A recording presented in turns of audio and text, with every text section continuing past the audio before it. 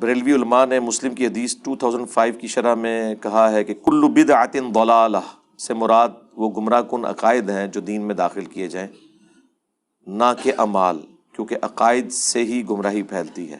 جی اعمال بھی ہیں، اس کے اوپر میں تفصیلی ویڈیو ریکارڈ کروا چکا ہوں 5 گھنٹے کی، مسئلہ 75A اور B، اس کے علاوہ بھی میرے کلپس ہیں، آپ یہی لکھ دیں بدعت، اچھی بدعت، بری بدعت، میری کئی ایک ویڈیوز کھل جائے گی۔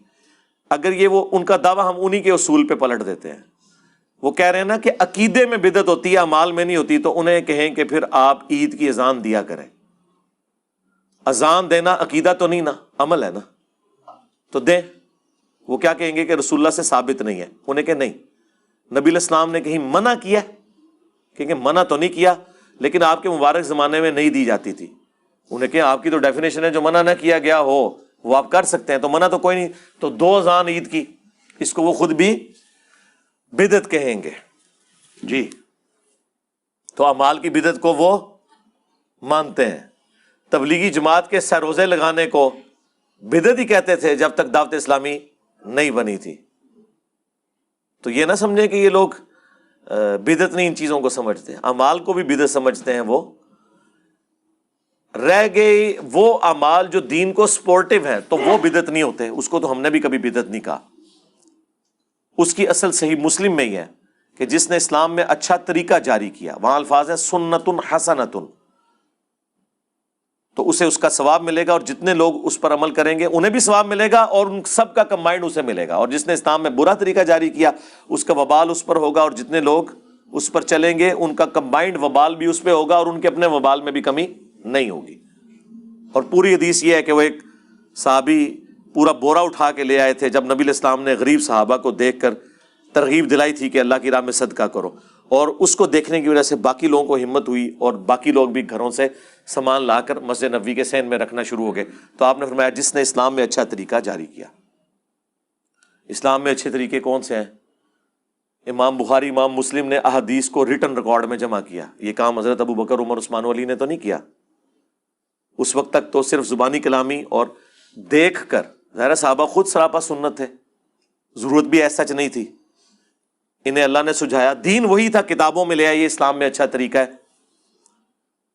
عربی سافٹ ویئر بنانا اچھا طریقہ ہے، قرآن حکیم کی پرنٹنگ کرنا پرنٹنگ پریس کے اوپر، آج کاتبین کو لکھنا پڑے تو آپ کو کتنا مہنگا قرآن ملے، جو آج آپ کو 100 روپے 130 40 روپے میں قرآن پاک مل جاتا ہے۔ اگر یہ کاتب لکھتا ہو، جنہوں نے پہلی دفعہ لکھوایا ذرا ان سے پوچھیں، 5 سے 10 لاکھ روپے کاتب لیتا ہے ایک قرآن لکھنے کا، سال ہا سال لگتے ہیں اسے۔ پرنٹنگ پریس جو وہ اجمیر شریف والے بزرگوں نے بنایا تھا، ہاں نہیں گوروں نے بنایا تھا، یہ بغداد شریف والوں نے جب سے کیمرہ ایجاد کیا ہے کتنی آسانی ہوئی ہے کہ ہم گھر بیٹھ کے محفل نعت دیکھ سکتے ہیں۔ نہیں وہ بغداد والوں نے کسی اور نہیں کیا تھا، ٹھیک ہے۔ تو یہ سب وہ ہیں اسلام میں اچھے طریقے۔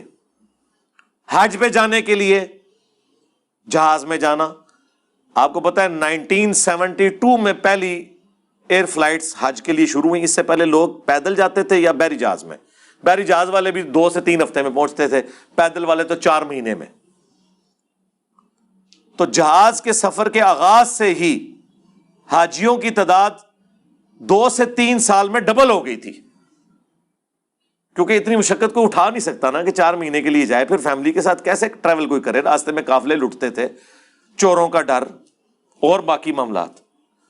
آج صرف 4 گھنٹے لگتے ہیں، آپ اسلام آباد سے جہاز میں بیٹھے ایگزیکٹلی 4 گھنٹے کے اندر آپ جدہ لینڈ کر جاتے ہیں، اور جدے سے مکہ 50 منٹ کی ڈرائیو ہے۔ آپ پاکستان بننے سے پہلے کی کتابیں پڑھیں نا حج اور عمرے کے طریقے کی، اس میں لکھا ہوگا جدے سے مکہ 2 دن اور 1 رات کا سفر ہے۔ اندازہ کرو، آپ اپنے ملک کے اندر بھی 2 دن اور 1 رات کا سفر اونٹ پہ کریں نا تو لگ پتہ جائے گا، اور یہاں سے سعودیہ جانا۔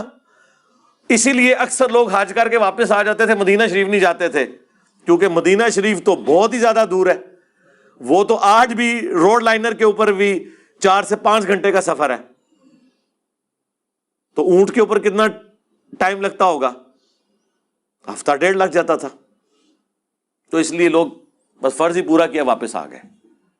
تو یہ اسلام میں اچھا طریقہ ہے کہ آپ اسلام کو سپورٹیو چیزیں، ایئر کنڈیشن، قالین، اسپیکر، جس سے یہ اپنی بدعتیں ثابت کر رہے ہوتے ہیں، وہ یہ تو ہے ہی نہیں اس ڈیفینیشن میں۔